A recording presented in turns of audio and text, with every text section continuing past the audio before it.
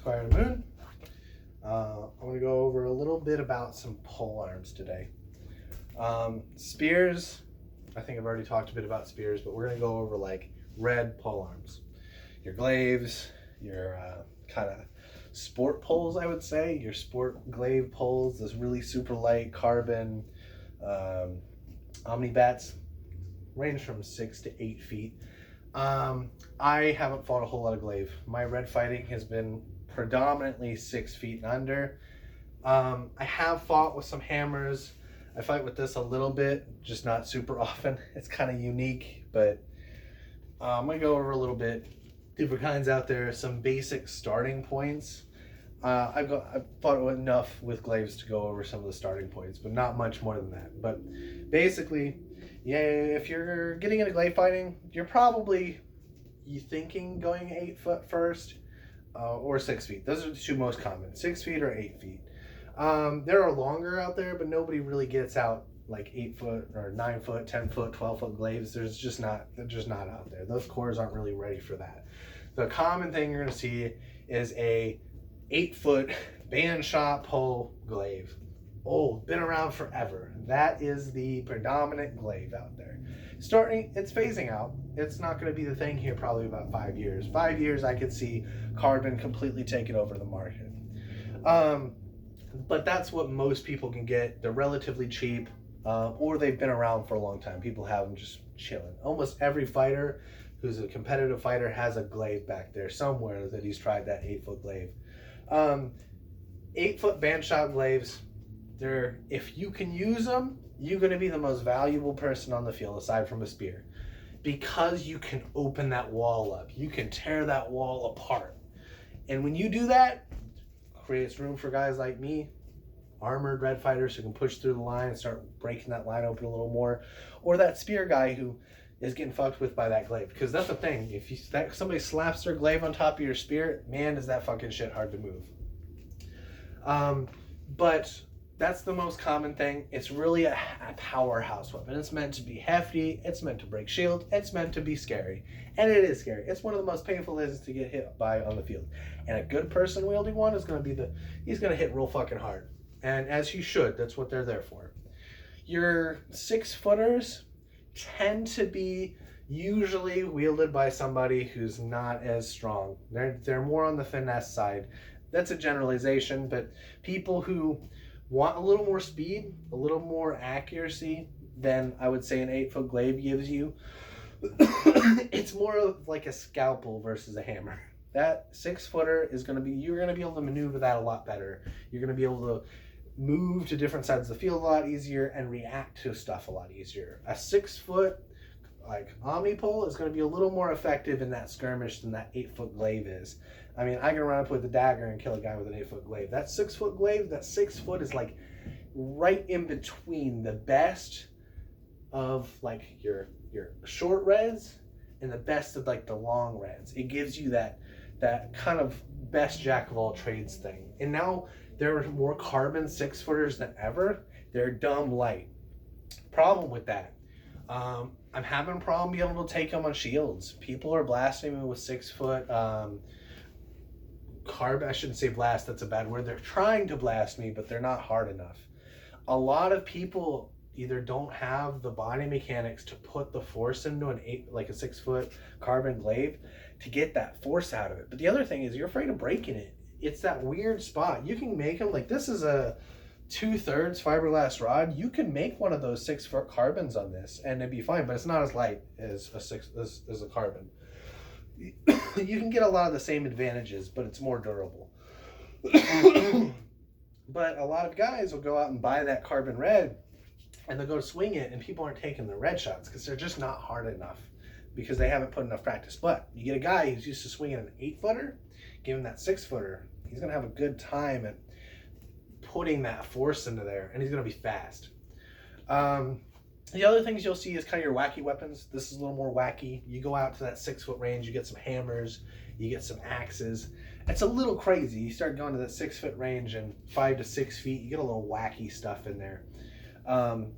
I personally made this. This is kind of, it looks cool. It looks very similar to like a Chinese or Japanese polearm, but it has some advantages. What I wanted was, well, this is a heavy core. There's not a lot of flex in here, and it's a heavy core. I wanted to have a fuck ton of padding, so nobody could ever say that this was the core's fault. Essentially, I wanted it because it looks cool. It's a lot of padding. I'm never the fear that I'm gonna hurt somebody. What this mostly is 2.2 pound shield foam with an edge of good blade foam on it. It's one-sided. It's got a good wide stab tip. But essentially why I like it is because somebody pushes me. I now have kind of that effect of an axe. I can kind of go around guards. And I can do the same thing with shields. If somebody comes in on me, I can push into that shield and come around on them. But also, it's wide enough and there's a big enough force that I can get a good solid red shot on them. So I fought with this probably about 20 or 30 times. Not a lot, but it's enough for me to have a basic idea of how to show you what to do. So I like a split grip. I don't want to go higher, but I want to be able to put my arms and come down. And I want to be able to slide down and have that good red grip. Now, you don't have to have that. A lot of people don't pass stuff like this as the split grips because it's kind of a way of getting around the rule. It's not a loophole. The rules don't say you can't do it. They also don't. It's an interpretation thing. There's no more than 30 inches of handle on here. It's 1/3. It's legal.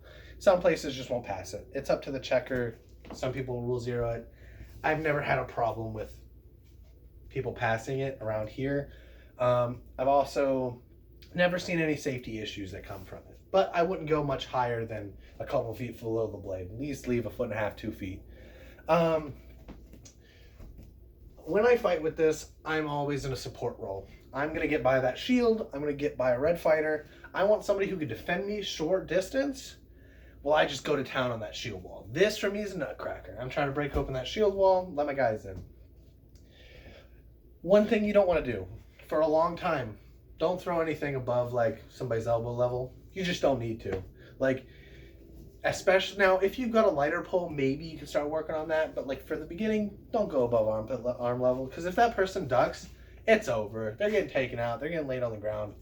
It's a heavy weapon. Same thing with the 8-foot glaive. You don't want to be blasting somebody above their arm level.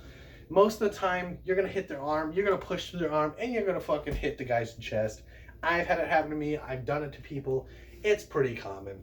And if you only hit their arm, they're not going to want to push on you. And if they do, they're probably good enough that it wouldn't have mattered. They're probably going to push you somehow anyway. But for me, it's a nutcracker. I'm going to sit here and blast shield side. Do I change sides? I'm never going to do this personally. I just don't see a need to. I'm not trying to blast somebody's sword side with this. I'm trying to break the shield.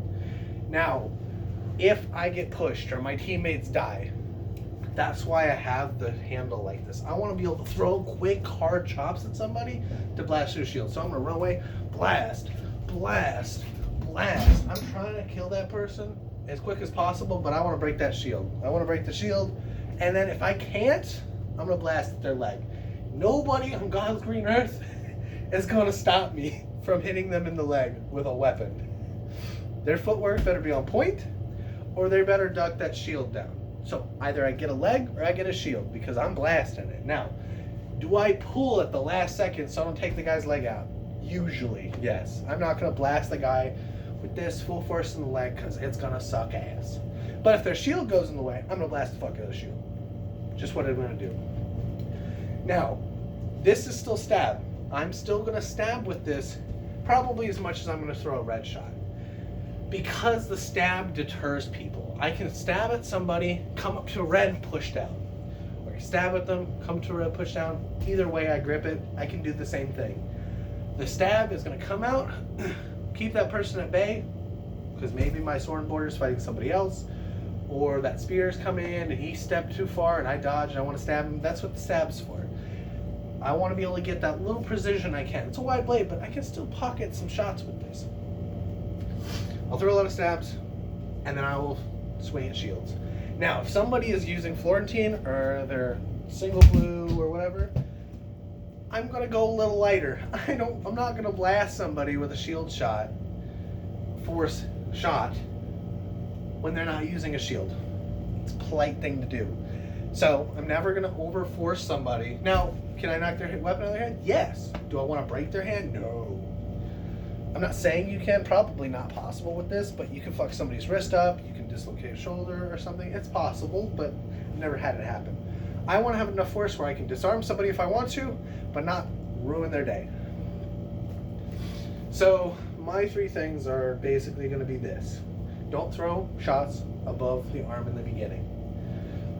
Find your role. Find where you're going to be. With whatever polearm you have, find out where that polearm is going to be best at. Your 6-footers, decent skirmish, but you're not going to be trying to play with an 8-foot spear. You need to move somewhere else. You want to find that spot that's going to be beneficial to what you have. And if you're looking at getting a weapon, do some research. Find out where these things are effective. I kind of went over that in this video, but there's so many polearms out there, I can't really go into them all. Third, don't overdo it. Don't blast somebody so hard that you're going to end their day and hurt them and remove them off the field. We're trying to have fun. Getting hurt's not fun. Like I said, my thing is I want to be able to disarm somebody if I have to, but I don't want to go harder than that. It's kind of my take on glaives.